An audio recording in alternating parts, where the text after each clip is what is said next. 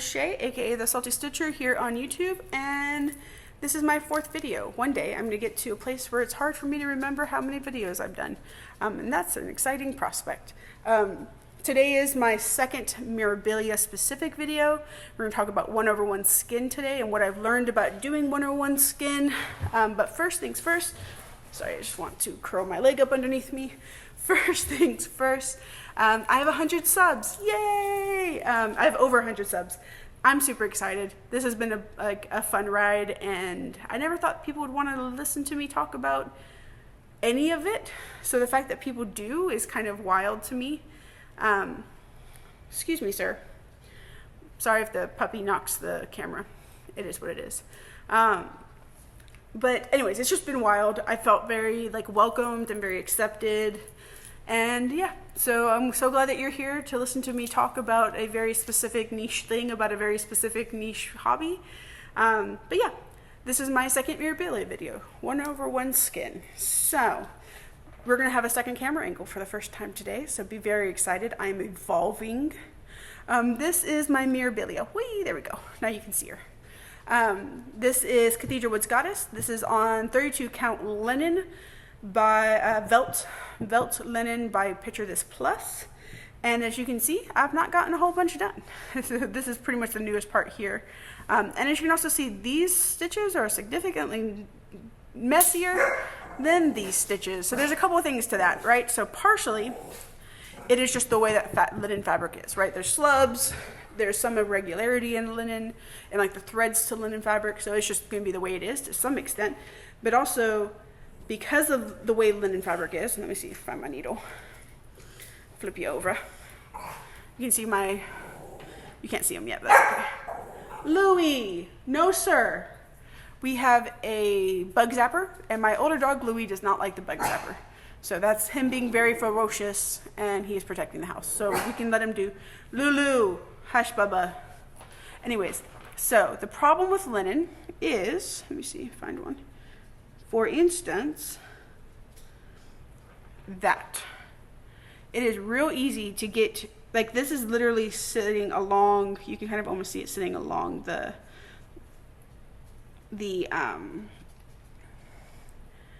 vertical stitch or vertical thread behind it.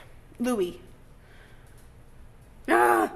So sorry for the camera shake. I'm trying really hard to get better at doing that, or at not doing that. So you can see how this is, my needle is literally running along the horizontal, behind this vertical thread. And so if my needle can get underneath it that easily, so can a piece of, a strand of thread, right? A strand of floss. And so that's part of the problem. The problem is this also goes horizontally as well, right? So for instance, like that. Again, I can run my needle so that it's literally running on top of a vertical thread and get completely underneath that horizontal thread. Now, this is as opposed to Ida. So as you can see with Ida, you can't, right? I can, let me get my needle. I think I have a needle in here. This is my Vampyrum Sal, which, look at his wing. Anyways, you'll see him next week. I can't get underneath a horizontal thread and run over one of these vertical threads, right? No matter what, it is always going to be in between the boxes, right? The needle will be in between the boxes, right? So there's a couple things. You can't really do 1/1 skin on Ida or Ada like you can with a linen or an even weave, but that alone presents its own challenges, right? So there's a sturdiness to these, to the way that this warp and weft is, that allows for a stitch to keep its shape easier, right? Does that make sense? If I was stitching on this fabric, my stitches are going to be very even, they're going to be pretty uniform, and that's just because there's not a lot of these dogs, I swear. These dogs are driving me nuts, sir. Thank you. So there's going to be some uniformity, some sturdiness to these stitches because, or not sturdiness, but some uniformity to the size and shape of these stitches because of the sturdiness of the fabric. There we go.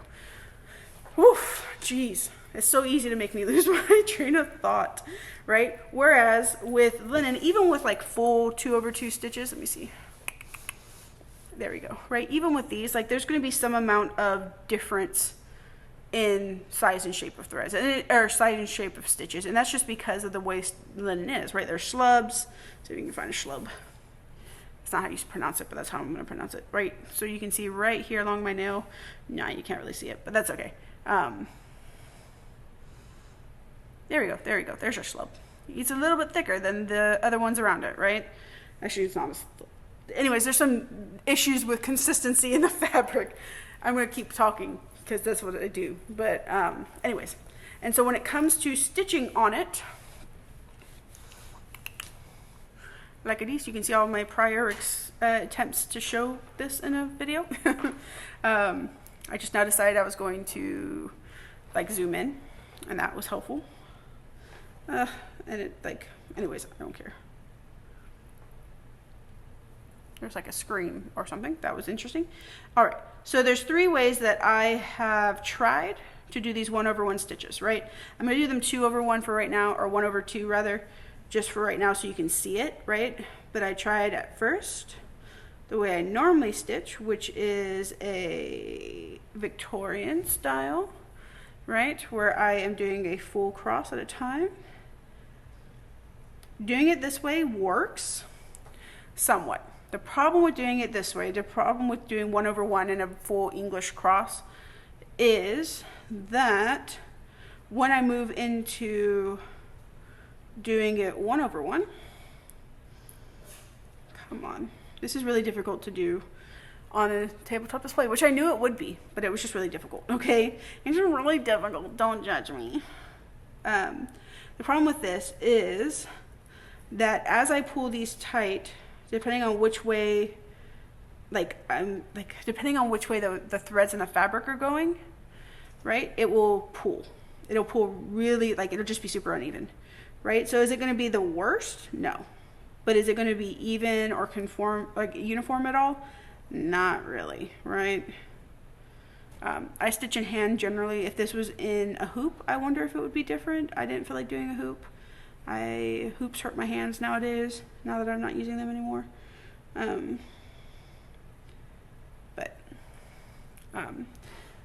Fuck.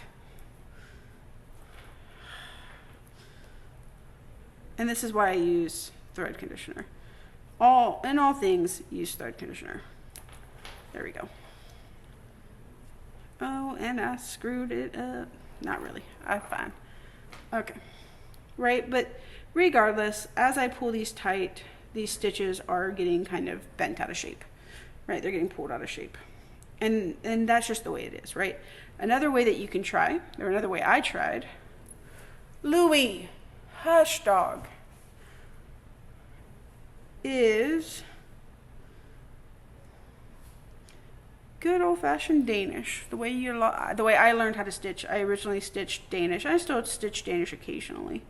When I'm like doing a block, come on, I just want to make a video, thank you, right? When I'm doing just a block of color, stitching Danish is easy, right?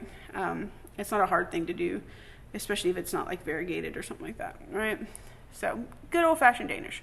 If I do this 1/1, come on, buddy. Oh, fuck. It's okay, now you get to see me thread this peacemaker. Bonus content.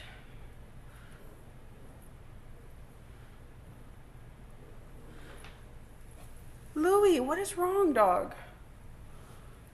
Stop, Chewy. Leave him alone. I swear, it's like toddlers in here. They are toddlers. I mean, dogs are always toddlers, I'm pretty sure. Okay, so when I'm doing Danish, this is where the real fuckery begins, right? So you can already see how this stitch is not fully crossing over this horizontal thread in the fabric, right? Now when I do this next one, let's see. Chewy, hush, Bubba. Make sure I didn't fuck up the first one because I think I might have, right? So that looks pretty normal right here. This one I think was just messed up. I think I messed that one up. That's okay. Ooh, see, it looks normal, but it's not, right? So we can see how you have to pull this over for it to fit in the hole that it's actually meant to be in, right? when I do this next one,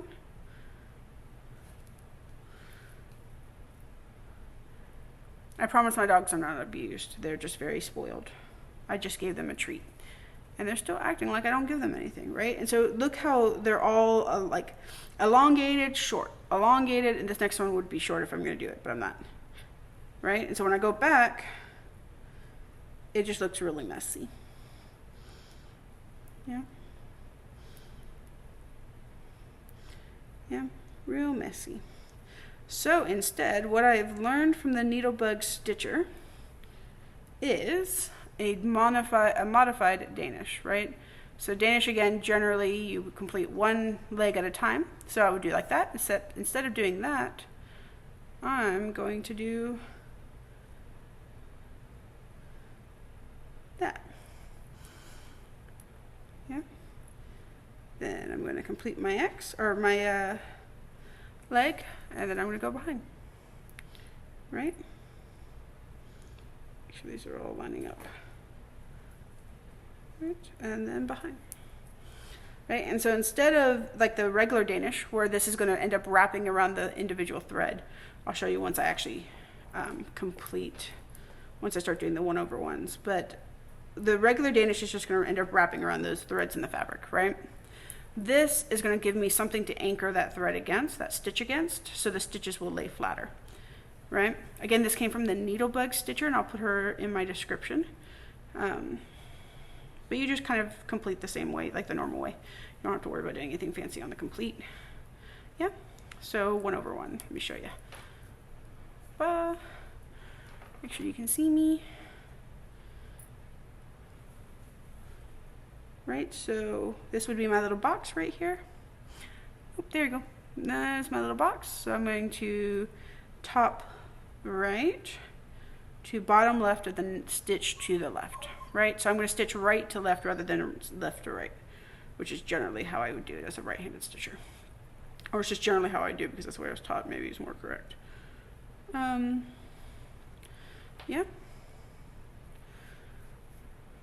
Yeah. Chewy, I need you to lay down, Bubba. You gotta stop. Yeah, there we go. Right? And so, now, again, you don't have to do anything fancy on the complete. I'm gonna do it like this, just so I can get this leg completed. I can handle these dogs. Not handle, soothe these dogs. Yeah, there we go. So these just end up a lot neater. They lay flatter, there's less of an issue with them. They're a bit more uniform. They're never going to be completely uniform because it's linen, but they're a bit more uniform. And there you have it, right? So moral of the story is there's loads of ways to stitch, right? And whatever stitch works for you works. And there's also other ones. Even the Needlebug had other options. This one just ended up working for me, is what I went with, right? I didn't like English the way I would normally stitch because I felt like everything was a bit more wonky. Like the stitches would lean in weird ways, which was down here, I think, right? So they just leaned weird, right? They kind of got stuck. You could push them into place, right? I really like having long nails because that means I have like built-in stilettos. Built-in like laying tools is what I meant, right? I definitely didn't like Danish. Danish was super messy. Can't do Danish. And so I did this more of a, not improvised, but